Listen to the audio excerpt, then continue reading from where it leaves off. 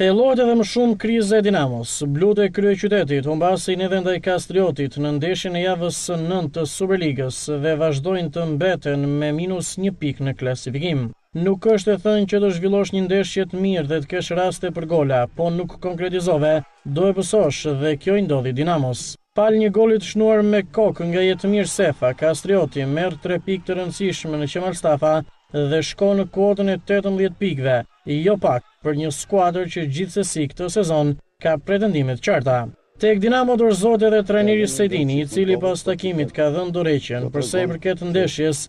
Skuadrat ishin me formacionet e tyre më të mira, ku Dinamo e udhëhequr nga Bekim Kul ishte në kërkim të fitores së parë. Në impjantin kombëtar më të shumt në numër ishin tifozët e ardhur nga Kruja se sa ata të Dinamos. Kryeqytetësit të udhëhequr nga Sejdini nga pankina më shumë se njëherë shkojnë shumë pranë golit me Imamin e ndonjë tjetër, por vendimtar me ndërhyrjet e tij është treguar portieri mik. Kastrioti ishte i plot në kontingjent me rikthimin e Alikajt dhe të kapitenit Caca, por nuk ka qenë shumë konkret. Krytanët po e tregojnë se dal nga dal po shndërrojnë një skuadër të madhe dhe këtë tregon fakti që fitojnë një ndeshje edhe pa luajtur mirë. Fal kualiteteve individuale, Kastrioti e zgjidh ndeshjen. Jetmir Sefa pas një zhytje të bukur me kokë shënon golin e fitores në minutën e 78 të takimit dhe tek Kastrioti shpërthen festa jo vetëm në pankinë, por edhe në tribuna. Goli i radhës për Sefën që po tregon se është vendimtar në skuadër. Debatet ashpra ka pasur trajneri Krutan Vendreu me tifozët vendas, ai sa është detyruar edhe që të largohet nga pankina.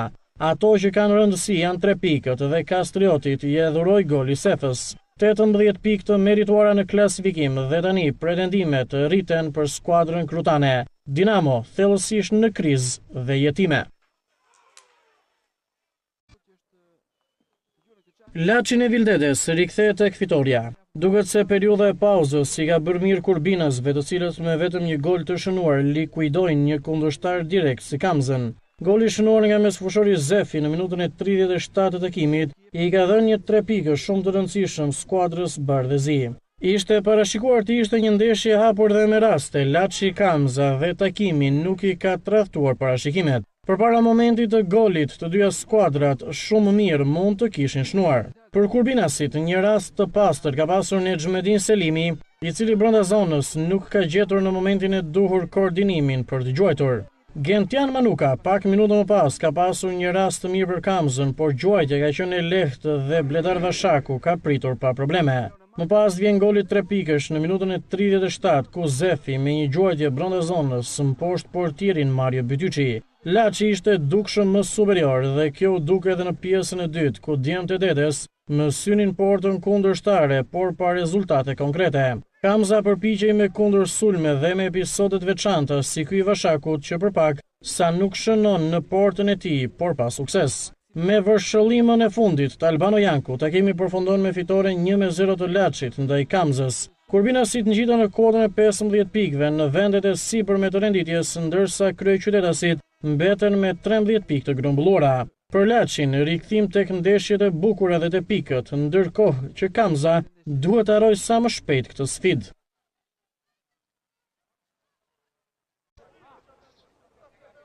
Byllësi rikthehet tek fitoria. Ballshotët e drejtuar nga Naxhi Shansoi kanë likuiduar Pogradeci në stadiumin Adush Muça, duke fituar ndeshjen me rezultatin 1-0.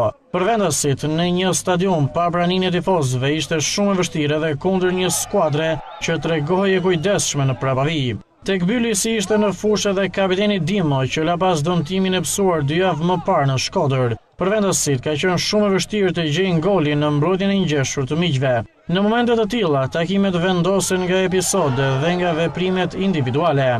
Golin e Byllësi dhe shënon Mariglen Shoshi, i cili me një të djathtë të fortë nga jashtë zone mposhtë portierin kundërshtar. Minuta 43 dhe Byllësi merr avantazhin 1-0. Rezultati nuk do të ndryshojë deri në fund të takimit dhe vendasit marrin 3 pikë jetike. Pas kësaj fitoreje, Byllësi ngjitet në kuotën e 11 pikëve, duke lënë pas Pogradecin me 10 pikë. Vllaznia ka gjetur më në fund fitoren e parë në transfert dhe këtë e ka bërë duke shënuar një golat përballë Apollonisë së pafuqishme. Shkodranët kanë fituar në stadiumin Loni Papuçiu ndaj Apollonisë vendase me rezultatin e thellë 4-1. Të besuarit e Rudi Vatës ka nisur shumë shpejt ndeshjen me gol dhe për këtë ka menduar i riu i talentuar Karakaçi në minutën e 23. Një goditje spektakolare e tij lanë në vend portierin Klodian Xhelilaj. Vendasit nuk janë fare dakord me këtë rezultat dhe bëjnë përpjekjet e tyre për të barazuar shifrat. Goli vjen në minutën e 44 me të zakonshmin kapitenin Julian Gërgjo. Ai shënon një gol spektakolar pas një goditje dënimi nga jashtë zonës. Kapiteni Fierakëve vërtet ka shënuar gola të tillë nga goditjet e lira, por ky ndaj Vllaznisë ishte me të vërtetë i mrekullueshëm. Pjesa e dytë nis me Apoloni në sulm dhe Vllazni në mbrojtje. Vajushi e Suka janë ngacmues për mbrojtjen dhe portierin Fierak. Pasha dhe Andi Ribaj kishin mundësi të pastra shënimi, por Vujadinović doli i fituar me ta. Portieri malazez ka bërë mrekulli në minutën e 53, kur Andi Ribaj i vetëm nuk arrin të shënojë. Për shkodranët tenton Vajushi, por Klodian Xhelilaj grushton mjaft bukur. Gjithsesi, Vllaznia gjeti forcë të kundër përgjigjet dhe shënoi me anë të Dritan Smajlit në minutën e 68 me një goditje të fortë me kokë brenda zonës. Fierakët nuk e prisnin dhe shkodranët i imponohen me forcë edhe në minutat në vazhdim skuadrës vendase. Golin e tretë për të besuarit e Vatës e shënon Xhevahir Sukaj në minutën e 75 me një gjuajtje të bukur brenda zonës. Golin e 9 sezonal Sukaj ja shënon Fierakëve dhe mban premtimin, ndërkohë që golin e 4 e ka shënuar talenti Armando Vajushi në minutën e 82 për të vulosur rezultatin përfundimtar Apolonia 1 e Vllaznia 4. Me këtë fitore Vllaznia është ngjitur në kotën e 14 pikëve, ndërsa Apolonia ngelet me 8 pikë. Rudi Vata ka siguruar fitoren e parë në drejtimin e shkodranëve pas barazimit ndaj Bylisit, ndërsa trajneri ka theksuar se duhet ende punë për të parë Vllaznin që ai dëshiron. Në ndeshjen kryesore të javës së 9 të kampionatit kombëtar midis kampiones në fuqi Skënderbeut dhe nën kampiones Flamurtarit, përsëri protagonist bëhet gjyqtari. Gabimi trashanik i federatës dhe komisionit drejtues të garave për të caktuar një arbitër amator për të drejtuar ndeshjen kryesore të javës pasohet nga ajo që pritej. Gjykimi i pasigurt dhe me gabime i gjyqtarit Edvin Hoxha, i cili mund të themi se mban përgjegjësinë kryesore në rrjedhshmërinë e kësaj ndeshjeje. Loja e bukur dhe e fortë për të dyja skuadrat, me rast të shënimi në të dyja portat. Xhafaj, Muzaka e Shkëmbi ishin vazhdimisht në kërkim të golit dhe vunë presion në portën mike. Ndërkohë që Lena Hyssa në sulm e Shtubina me Progni në mesfush u munduan që gjatë gjithë kohës të krijonin zhurmë përpara portës së shehit, i cili u bë protagonist kryesor në shpëtimin e disa rasteve të pastra për shënim. Hyssa provoni parë në minutën e 8, por shehi grushton mjaft bukur. Rada sigjuan drejt portës vlonjate, por Moçka pret në pozicion. Rasti i parë i vërtet është në portën Korçare, minuta e 18 dhe Lena godet traversën. Hyssa kroson në zonë dhe aty Lena është fantastik me roveshatën e tij, por për fat të keq topi përfundon në travers dhe më pas Bërkiç gabon në mënyrë fatale, duke mos e shtyr dot në rrjet. Në minutat shtesë të pjesës së parë vjen dhe vendimi më absurd i takimit, kur gjyqtari Hoxha akordon një penallti në favor të Skënderbeut, kur topi nuk u prek as me dorë dhe nuk u shkaktua faull ndaj asnjë lojtari të Skënderbeut, në rastin konkret sulmuesit Xhafaj. Me shumë të drejtë, drejtuesit e Flamurtarit e kundërshtuan vendimin e padrejtë të gjyqtarit Hoxha, por aty filloi edhe acarimi i lojtarëve dhe drejtuesve të të dyja palëve. Në gol, penalltin e shndërron kapiteni Bledi Shkëmbi, Ditmar Bici dhe Daniel Xhafaj mësyn drejt stolit të Flamurtarit. Drejtori teknik Pajtim Lushaj dhe qendërmbrojtësi Skënderbeut Bici përjashtojnë nga loja me kartona të kuq.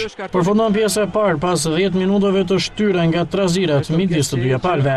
Fillon pjesa e dytë si e para me sulme të shpejta dhe miqtë me anë të Shtubinës shënojnë golin e barazimit, një gol spektakolar i mesfushorit shkodran.